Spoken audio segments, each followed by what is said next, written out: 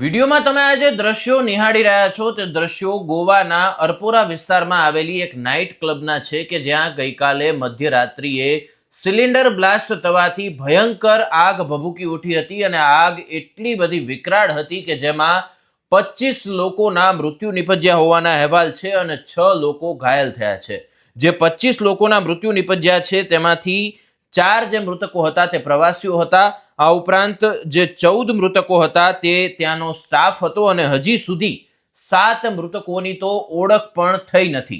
જે પ્રમાણે વિગતો મળી રહી છે અને વિડીયોમાં દેખાઈ રહ્યું છે કે જે ડાન્સર્સ છે તે ડાન્સ કરી રહ્યા છે દરમિયાન ગ્રાઉન્ડ ફ્લોરે કિચનમાં આગ લાગે છે અને આ કિચનમાં સિલિન્ડર બ્લાસ્ટ થાય છે। ધીરે ધીરે આ આગ છે એ આખા જ ક્લબમાં ફરી વળે છે અને આખા જ ક્લબને પોતાની ઝપેટમાં લઈ લે છે અને જે મૃત્યુ થયા છે 25 લોકોના તેમાંથી 3 લોકોના દાઝી જવાથી મૃત્યુ થયા છે, પરંતુ બાકીના તમામ લોકોનો શ્વાસ રૂંધાઈ ગયો અને તેઓ બહાર ન નીકળી શક્યા। એના કારણે તેમના આ કરુણ મૃત્યુ નિપજ્યા છે અને સમગ્ર ઘટના બાદ જે ગોવાના સીએમ છે સાવંત તે પણ તાત્કાલિક ઘટના સ્થળ પર પહોંચ્યા હતા અને જે તે વિસ્તારના જે ધારાસભ્ય છે એ પણ ઘટના સ્થળ પર પહોંચી અને તેમને સમગ્ર જે ઘટના બની હતી તેનો તાગ મેળવ્યો હતો। પ્રાથમિક જે તપાસ છે તેમાં જે સામે આવ્યું છે કે જે નાઇટ ક્લબ હતું ત્યાં ફાયર સેફટીના કોઈ પણ નિયમોનું પાલન કરવામાં નથી આવ્યું। એફએસએલની ટીમ પણ પહોંચી છે અને જે ચોક્કસ આગ લાગવાનું કારણ છે તેને લઈને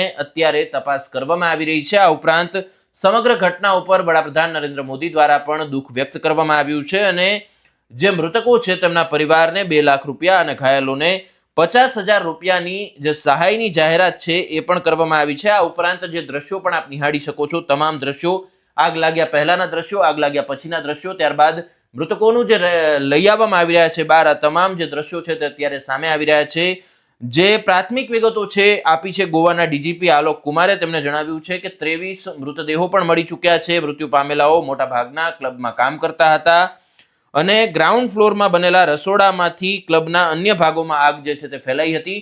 ઘણા બધા લોકોએ બહાર નીકળવાનો પ્રયત્ન કર્યો હતો। ત્યાંના જે સ્થાનિકોએ આ દ્રશ્યો નજરે નિહાળ્યા હતા તેમને જણાવ્યું કે લોકોમાં ખૂબ જ દોડધામ મચી ગઈ અને લોકો ભૂલથી ગ્રાઉન્ડ ફ્લોરના કિચનમાં જ જતા રહ્યા હતા કે જ્યાં ઓલરેડી ત્યાં કામ કરતા લોકો પણ ફસાયેલા હતા અને આગ એટલી બધી ઝડપથી ફેલાઈ કે તેના કારણે લોકો બહાર નીકળવા માટે સક્ષમ ન રહ્યા, કેમ કે જે રસ્તાઓ છે તે એકદમ સાંકડા હતા અને બહાર ન નીકળી શકવાના કારણે તેઓનો શ્વાસ રૂંધાઈ ગયો અને જે 25 લોકો છે તેનો આમાં કરુણ મૃત્યુ નિપજ્યું છે અને 100 લોકો લગભગ ડાન્સ ફ્લોર પર હતા, જેમાંથી ઘણા ખરા લોકો છે તે બહાર નીકળવામાં સફળ પણ રહ્યા છે। હવે વાત કરીએ જવાબદારો સામે કાર્યવાહીની, તો સીએમ સાવંતે નિવેદન પણ આપી દીધું છે કે આ સમગ્ર જે દુઃખદ ઘટના બની છે ગોવામાં તેને લઈને તેમને પોતાની દિલગીરી દુઃખ વ્યક્ત કર્યું છે। સાથે સાથે તેમણે કહ્યું છે કે હું જાતે જ આ સમગ્ર ઘટનાનું નિરીક્ષણ કરવા માટે પહોંચ્યો છું।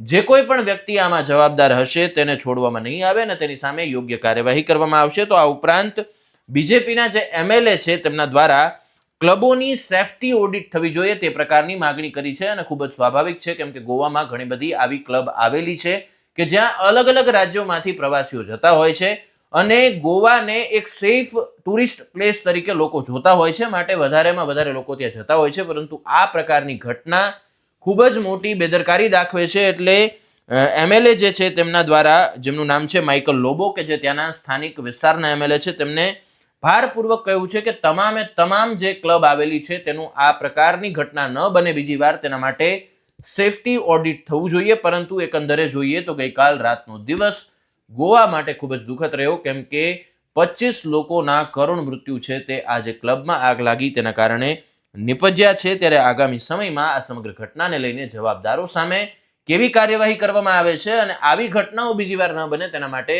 કેવા પ્રકારની સેફટી ઓડિટ સહિતની કાર્યવાહી થવી જોઈએ તેને લઈને આપનું મંતવ્ય કમેન્ટમાં જરૂરથી જણાવશો। નમસ્કાર।